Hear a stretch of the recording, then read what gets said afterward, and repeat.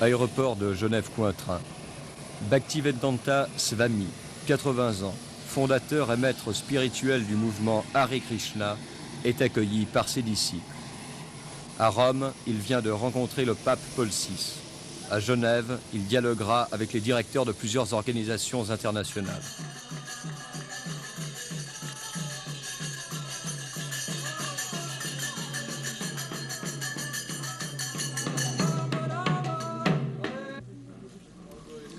Le mouvement, très étendu aux Indes, commence à prendre de l'ampleur parmi les jeunes occidentaux.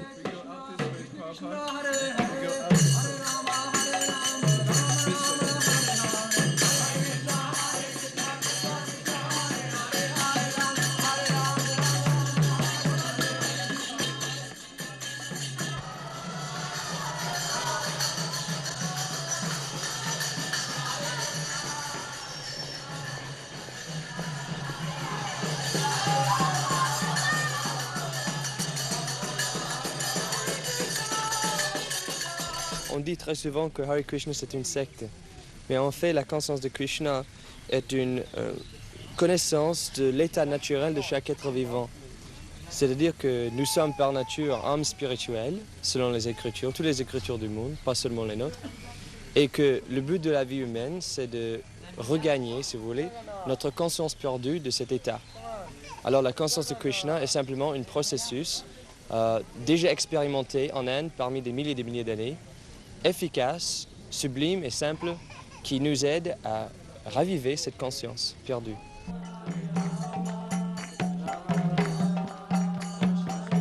Sommet du séjour du maître de la conscience de Krishna dans cette coquette villa de la banlieue genevoise, louée par ses disciples, la cérémonie d'initiation brahmanique au cours de laquelle la communauté accueillera ses nouveaux membres. Pour arriver au degré de sagesse nécessaire, ces jeunes occidentaux auront vécu, depuis 1 an, une vie ascétique. Pas de viande, de poisson ou d'œufs, pas d'alcool, de tabac, de café ou de thé, pas de rapport sexuel dans le mariage sans désir de procréer, pas de jeu de hasard. Travail, chant, méditation et prière. Pour les membres genevois du mouvement, les préparatifs de la fête auront duré 4 mois. De nos jours, les jeunes sont frustrés. Ils ont goûté les plaisirs matériels autant que possible, mais ils sont arrivés à conclure qu'il manque encore quelque chose. Alors cette quelque chose, c'est une connaissance de notre véritable identité. Et c'est ça que la conscience de Krishna donne.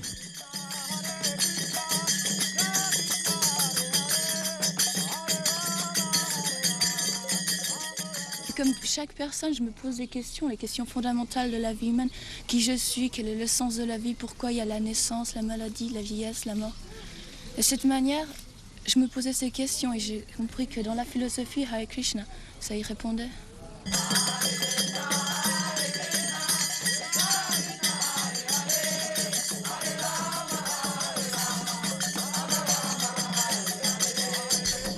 Pourquoi est-ce que vous écrivez Hare Krishna comme ça?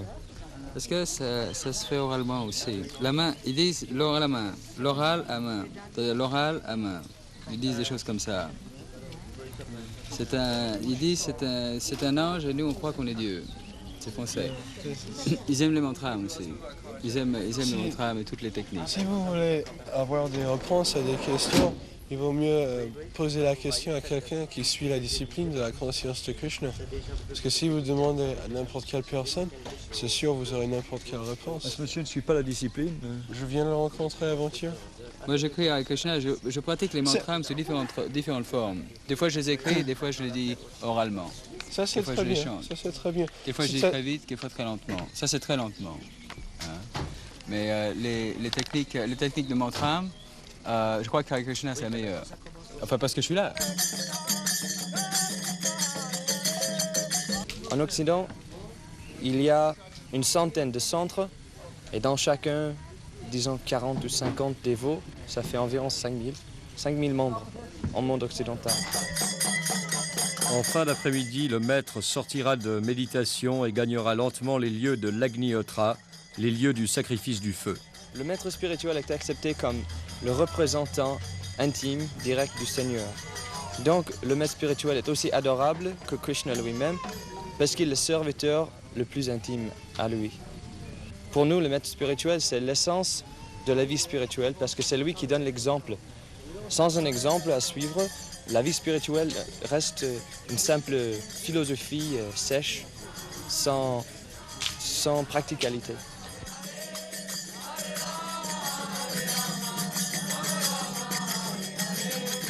Quelle est la signification de ce maquillage que vous avez sur le nez? Ça veut dire que je ne suis pas ce corps, je suis l'âme spirituelle à l'intérieur. Ce corps est comparé à un vêtement. Et un vêtement, il s'use, et quand il est vraiment usé, on le jette et on en prend un autre. C'est la même chose pour le corps. Il y a la naissance, la maladie, la vieillesse, la mort. Ce jour-là, 5 candidats à l'initiation. 5 à avoir promis de tourner 16 fois leur chapelet pour purifier leur conscience et à se purifier encore par le contact de l'eau, représentation symbolique de Vishnu.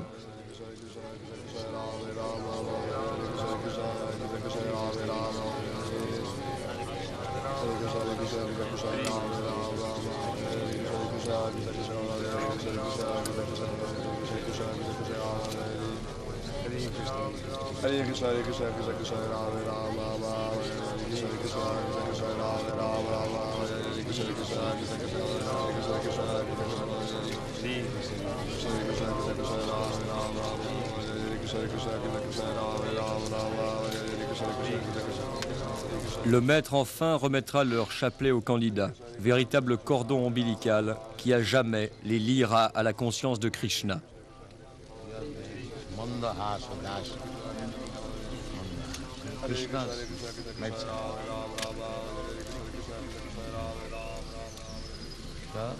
Now begin yoga.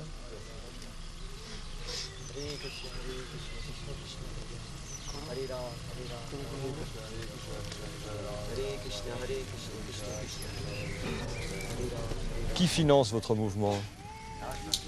Pour maintenir nos temples et pour continuer avec nos activités, les dévots de Krishna ont établi des usines, des commerces de parfums et d'encens, Spiritual Sky, qui gagne pas mal, qui est très populaire. Et avec l'argent, nous maintenons nos centres.